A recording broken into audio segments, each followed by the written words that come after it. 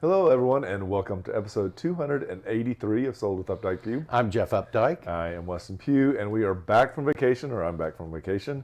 Little jet lag, so bear with us as we try to keep this on the rails without taking a nap. It's going to be interesting. We've got a really great house for you over in Lakewood that is larger than expected.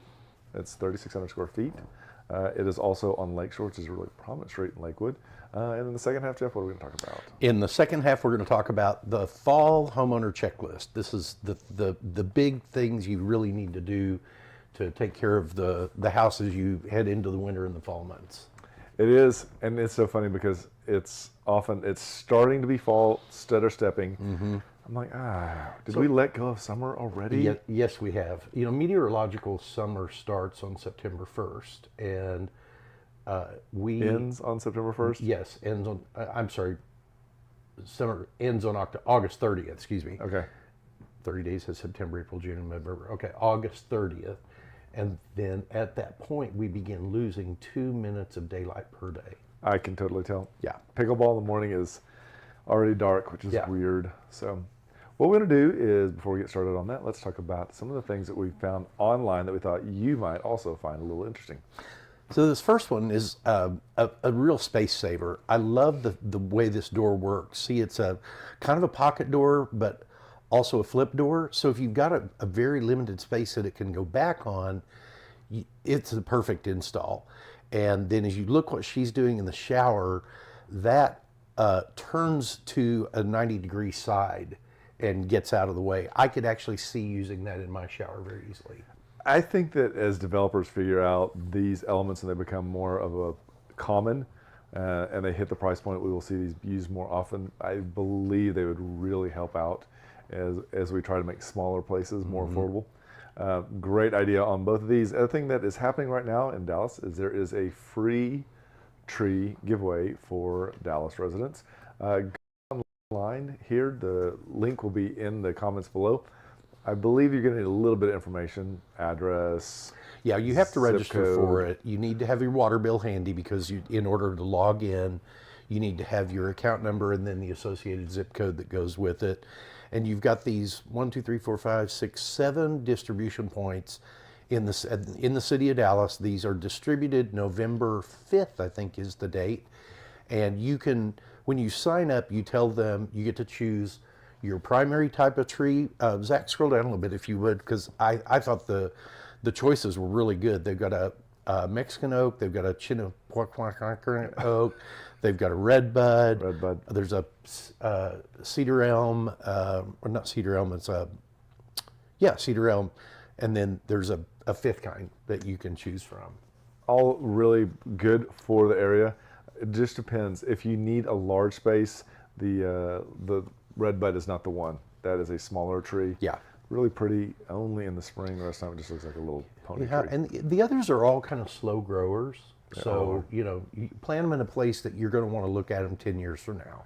And not not near your water lines and not near the house. Exactly. Not near your water line, not near your foundation. No, that is number one problem we have when we have these houses that are older that have the trees there beside them. So now we're going to jump into Market Watch. Market Watch, this is when we take a look at what has happened in the last 7 days in Dallas. And right now what we see is coming soon is down 7. Not that big of a deal for the simple fact that this is the first week of the month. Also, you're going to see it down 10 to 10% are the new active listings. Again, this is just par for the course for this portion of the year. And option period, that's also down 40 units to 252. So pending contracts were down about 1%, but look how solds just shot up last week. Now this is, you know, most real estate transactions tend to close toward the end of the month, and those were up 40%. So there were 362 houses that closed in Dallas County last week. Mortgage rates stayed about the same, 6.513. We're going to see those come down a bit more. You know, the expectation is that the Fed's probably going to do a half-point drop tomorrow, or when they meet. It's either tomorrow or Friday. It is tomorrow, I believe. But anyway, we'll see rates continue to come down. We'll see something in the fives, I'll bet, pretty quickly. So the great thing about this is information that we can provide you for any area of Dallas that you're interested in, or for that matter, actually anything that Netris services. It's really a great tool if you're looking for a zip code, if you're looking for as independent school district.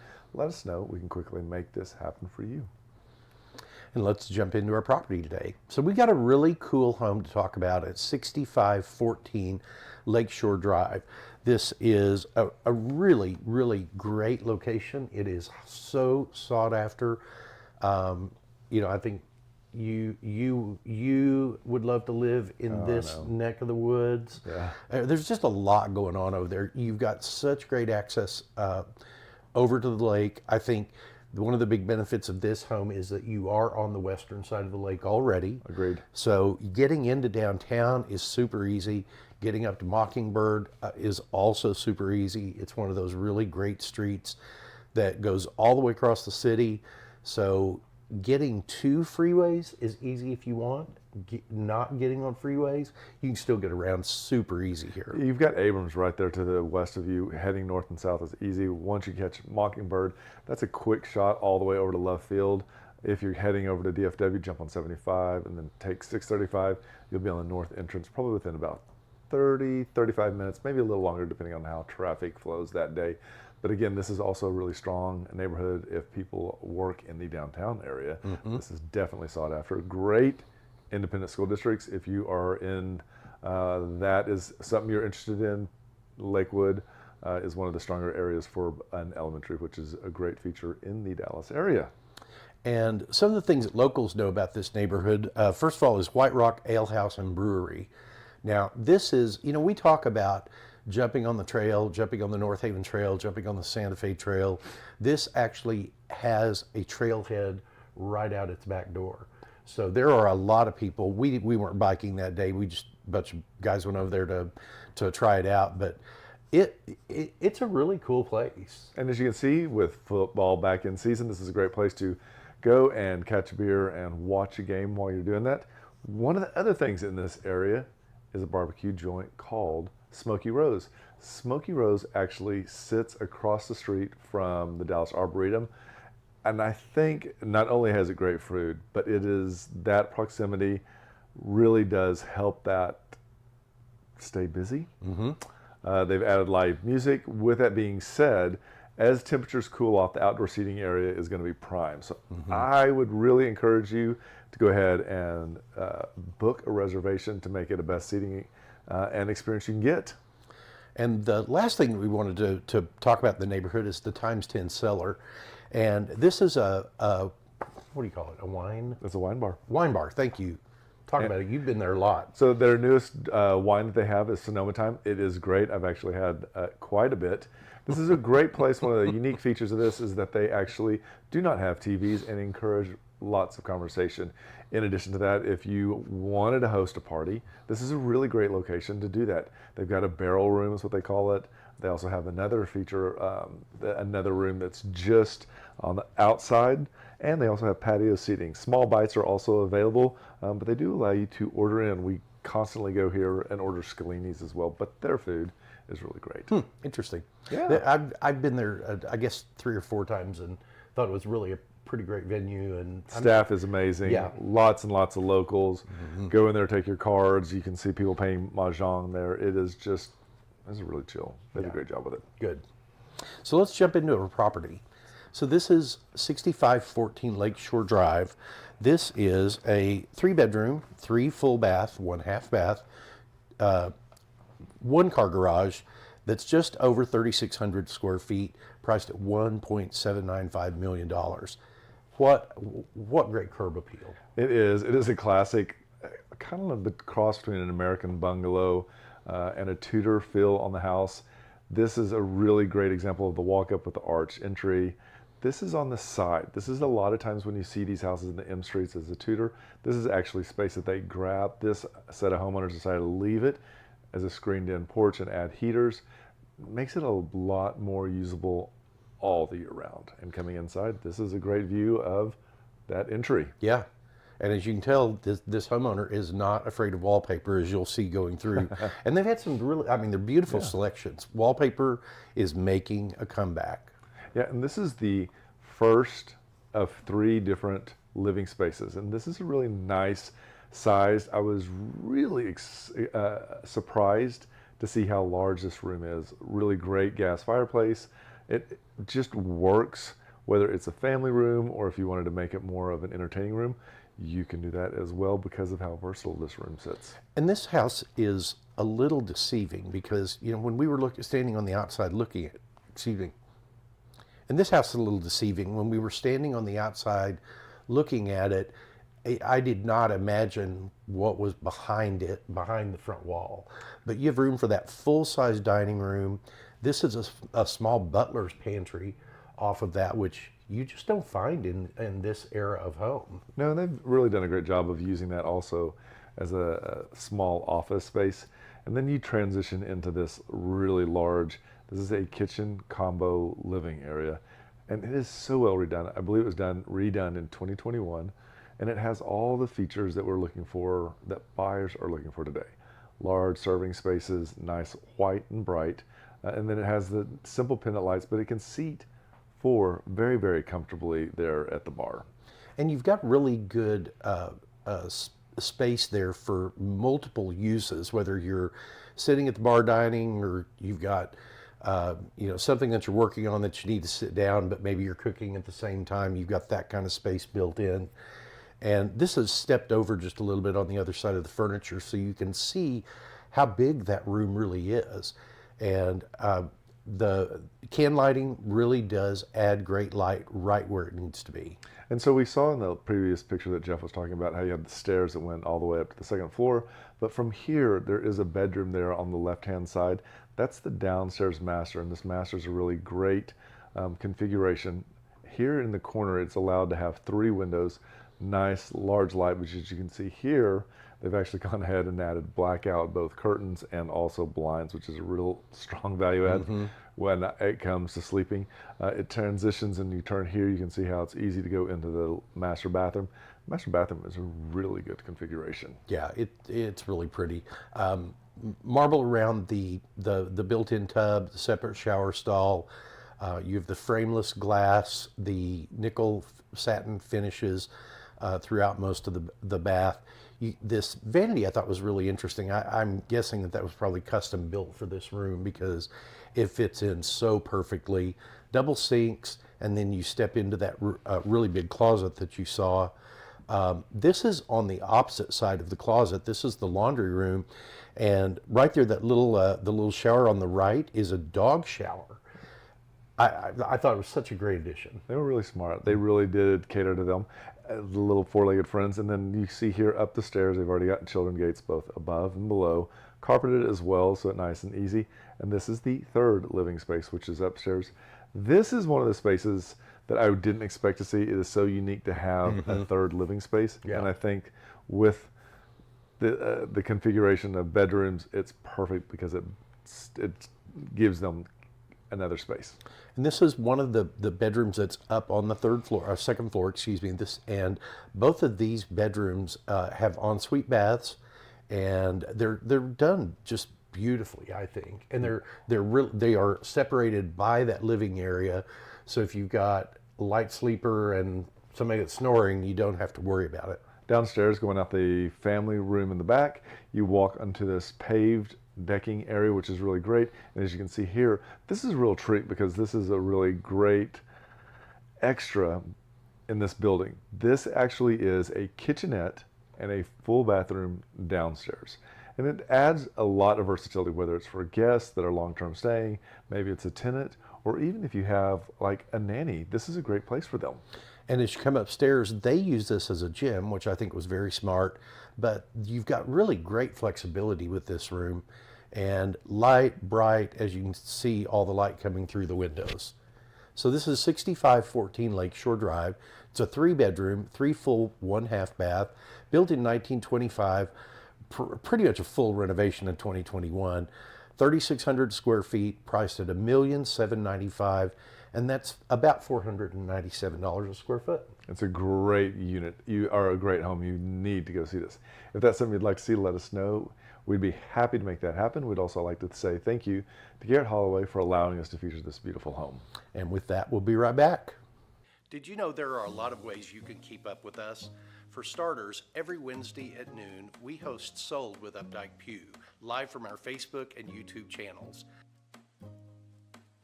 Our show is dedicated to featuring some of the best homes in the Dallas market and about sharing timely information about market trends. But don't worry if you miss the show, because you can always listen to them on SoundCloud, iTunes, and Spotify. Still want more? Follow us on Instagram, where you get a first-hand look at what it's like to be a realtor. And it's not always previewing homes for clients or getting them ready to go live in MLS. Lastly, visit our website and you'll be able to create a custom home search tailored specifically to your wants and needs that's timely and accurate. Whether it's square foot, location, or the neighborhood, we have you covered. If you'd like to know how much your home is worth, we can help with that too. Just visit homeprice.fyi, enter a few pieces of information like your home address, and we'll email you a price. When you're ready to talk real estate, you can reach us online, by phone, or by text at 214-377-2223. And remember, we want to be realtors for life. Hi, everybody. Welcome to the second segment, episode 283 of Sold with Updike Pew. I'm Jeff Updike. I'm Weston Pugh, and today we thought we would help you begin thinking about home ownership checklist. It seems odd to be talking about this because it's 90 degrees, but do it and begin it now, because there's so much fun stuff to do in the fall that you don't want to wait and then get caught. You really don't. And you know, one of the most important things that I also feel is one of the most overlooked things is it is really worth the money to have your HVAC systems serviced twice a year. They should be serviced for heat, and they should be serviced for AC, and they should be serviced at the beginning of each of those seasons. My AC company has already started the text thing. It's time to have your seasonal checkup. It's time to have your seasonal checkup. And it is worth it. I would not change that.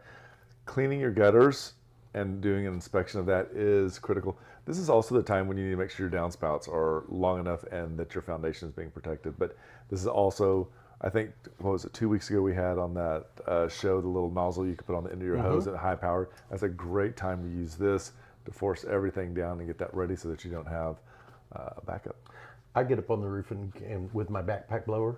Do you really? And blow out my gutters. Yeah, I usually do it. I usually do it the day, the morning of, or the day before the yard guys come. That's a smart thing. The next thing that you would want to do in the fall checklist is inspect your roof and inspect around your windows. Your home, we have a lot of shifting soil in North Texas, and your home may move. It may not have foundation problems. It may just move. And so little cracks can form around the corners of your windows that you need to recaulk. You also want to have your roof inspected, or get up and inspect it yourself, because you want to make sure if you've got any places where animals can get into the roof or into your attic, you want to make sure those are full. They are headed here for the spring or for the winter. Yeah, absolutely. They always do. Yep, and I always have something, squirrels, mice, whatever, chew the wires for my speakers out in the patio. I have to rewire them every year. I have to go, there are 3 places I have to caulk around where the electricity goes in, where it just kind of gets old. And I'm like, you're not going in right there. The other thing that we like to do at this time, I like to do, is make sure the yard is ready. And I like to put on a lot of that turf builder. That is in the front and in the back, and that really does help like limit the spring weeds. One of the things I'm going to do differently this year is I'm going to add the mulch in the fall versus in the spring, just because you run the risk of it getting too hot too late, and I just want to get it all down as much as I can this fall. That makes sense. Yeah. And the last thing we wanted to talk about was preparing your outdoor plumbing. Now, this could be as simple as covering up any exposed faucets that you have outside, which is really a big thing. And the reason we're telling you to do it right now is that when that freeze is coming, not everybody's going to have those things in stock. Oh, 100%. So, you know, there's just this run to Home Depot to get those items when this point of the year, they're starting to bring them in bulk. And just go around and count how many faucets you have outside. I have a couple that come up through the ground, and I have found those, they're socks. Yep. They're basically insulated socks that go over and go all the way down to the ground, and you tie them up. And they've worked for me every year. That heating tape that goes around plumbing elements around your hot water heater, I'll plug those in on mine. And then I also have an insulation box that I made that goes around my exterior hot water heater. I made it. You helped me install it, and that's going to get ready to go up. Anyway, we hope you found these helpful. They're 5 of the more important things. There's probably a list of 20 that we could give you if you want. If you'd like more information about any of this, or even have a different subject you'd like to hear us talk about, just put it in the comments. We'll be happy to make that happen. And just remember, we want to be your realtors for life. When you're ready to talk real estate, you can reach us online, by phone, or by text at 214-377-2223.